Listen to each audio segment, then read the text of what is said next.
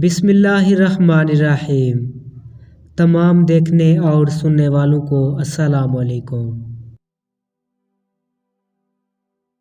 حضور اکرم صلی اللہ علیہ وآلہ وسلم کی ذاتی خوبیوں والی ہے، اس لیے آپ صلی اللہ علیہ وآلہ وسلم کی زندگی کو اسوہ حسنہ قرار دیا گیا ہے اور قرآنی اخلاق کا مجسمہ قرار دیا گیا ہے۔ ان تمام صفات میں سے بعض ایسی صفات بھی ہیں جنہیں اہل ایمان تو کیا آپ صلی اللہ علیہ وآلہ وسلم کے جانی دشمن بھی تسلیم کیا کرتے تھے۔ ان میں سے ایک سچائی ہے۔ جب آپ صلی اللہ علیہ وآلہ وسلم نے قریش کے سامنے دعوت اسلام کا آغاز فرمایا تو پوری تاریخ میں کہیں اس کا ثبوت نہیں ملے گا کہ آپ صلی اللہ علیہ وآلہ وسلم کے مخالف، آپ کے دشمن یا کسی اور کافر نے آپ کو جھوٹا کہا ہو۔ حتیٰ کہ ابو جہل بھی آپ کی توحید کی تعلیم کے جواب میں یہ کہتا تھا کہ اے محمد، میں آپ کو جھوٹا تو نہیں کہوں گا، لیکن آپ کو ہمارے دیوتاؤں کی بد دعا لگ گئی ہے۔ حتیٰ کہ آپ کے مخالفین آپ کو صادق اور امین کے لقب سے پکارتے تھے۔ اس عملی انداز سے حضور صلی اللہ علیہ وآلہ وسلم نے ہمیں یہ سکھایا ہے کہ اگر دنیا میں اسلام پھیلانا چاہتے ہو اور یہ تمہاری آرزو ہو کہ کفار بھی اسلامی تعلیمات کو سچ اور صحیح مان لیں، تو اس کے لیے مجسمہ سچائی بننا ہوگا۔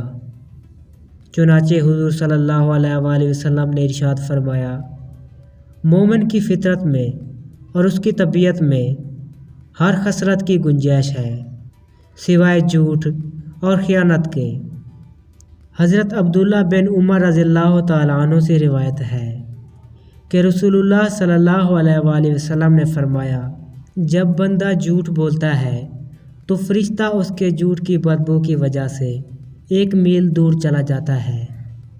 معلوم ہوا کہ جس طرح اس مادی عالم میں مادی چیزوں کی خوشبو اور بدبو ہوتی ہے، اسی طرح اچھے اور برے اعمال اور کلمات میں بھی خوشبو اور بدبو ہوتی ہے، جس کو اللہ کے فرشتے اسی طرح محسوس کرتے ہیں جس طرح ہم یہاں کی مادی خوشبو اور بدبو محسوس کرتے ہیں۔ ایسی مخصوص خوشبو اور بدبو کبھی کبھی اللہ کے وہ بندے بھی محسوس کر لیتے ہیں جن کی روحانیت ان کی مادیت پر غالب آ جاتی ہے۔ جھوٹ کی بعض قسمیں تو انتہائی سخت گناہ لازم کر دیتی ہیں۔ حدیث میں آتا ہے کہ ایک دن رسول اللہ صلی اللہ علیہ وآلہ وسلم صبح کی نماز سے فارغ ہوئے تو ایک دم کھڑے ہو گئے اور فرمایا، جھوٹی گواہی کا اتنا ہی گناہ ہے جتنا اللہ کے ساتھ شرک کرنے کا۔ اور پھر آپ صلی اللہ علیہ وآلہ وسلم نے سورہ حج کی ایک تلاوت 3 مرتبہ فرمائی، یعنی بت پرستی کی گندگی سے بچو اور جھوٹی بات کہنے سے بچتے رہو۔ اس آیت میں اللہ تعالیٰ کے طرز کلام سے معلوم ہو رہا ہے کہ بت پرستی اور جھوٹ کہنا دونوں برابر ہیں۔ یہ تو جھوٹ کی وہ شکلیں تھیں جنہیں ہمارے معاشرے کے سمجھدار افراد بھی برا سمجھتے ہیں، لیکن یہاں جھوٹ کی ایک ایسی شکل بھی ہے جسے اہل معاشرہ جھوٹ ہی نہیں سمجھتے، بلکہ اسے مختلف نام دے کر اچھا سمجھتے ہیں۔ آپ صلی اللہ علیہ وآلہ وسلم نے ان سے بھی بچنے کی تاکید فرمائی ہے۔ عبداللہ بن عامر رضی اللہ تعالیٰ عنہ فرماتے ہیں کہ ایک دن حضور صلی اللہ علیہ وآلہ وسلم ہمارے گھر میں تشریف فرما تھے کہ میری والدہ نے مجھے پکارا، جلدی سے آؤ، میں تجھے کچھ دوں گی۔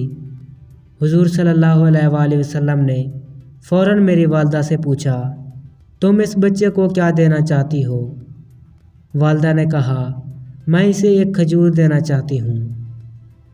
پھر رسول اللہ صلی اللہ علیہ وآلہ وسلم نے فرمایا، یاد رکھنا، اگر اس کے کہنے کے بعد تم بچے کو کوئی چیز نہ دیتی تو تمہارے نامہ اعمال میں ایک جھوٹ لکھ دیا جاتا۔ اس ارشاد سے آپ صلی اللہ علیہ وآلہ وسلم نے امت کو ایک اہم سبق سکھایا ہے کہ بچوں کو بہلانے کے لیے بھی جھوٹ نہیں بولنا چاہیے۔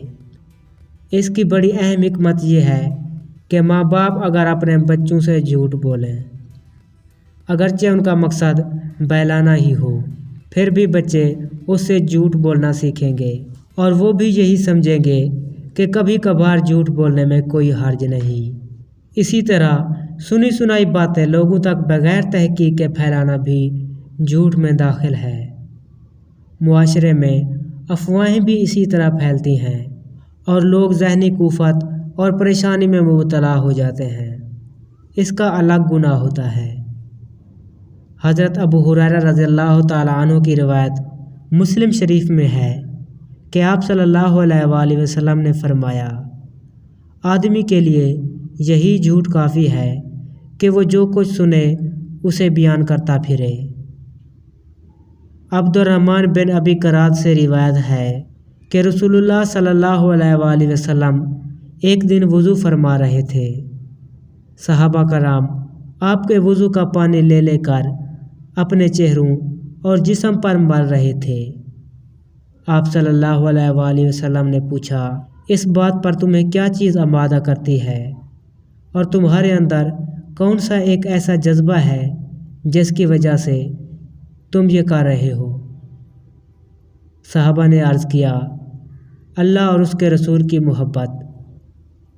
آپ صلی اللہ علیہ وآلہ وسلم نے یہ جواب سن کر فرمایا، جس شخص کی یہ خوشی ہو اور وہ یہ چاہے کہ اسے اللہ اور اس کے رسول سے حقیقی محبت ہو اور اللہ اور اس کے رسول بھی اس سے محبت کریں، تو اسے چاہیے کہ وہ جو بات بھی کرے تو سچ بولے، اور جب کوئی امانت اس کے سپرد کی جائے تو اسے ادا کر دے، اور جس شخص کے ہمسائے میں رہے اس کے ساتھ بہتر سلوک کرے۔ سچ بولنے کی عادت انسان اگر اپنے اندر پیدا کرے تو یہ خوبی آدمی کو زندگی کے دوسرے پہلو میں بھی نیک کردار اور صالح بنا کر دنیا کی زندگی کو پاکیزہ بنانے کے ساتھ ساتھ آخرت کی زندگی یعنی جنت کا مستحق بھی بنا دیتی ہے۔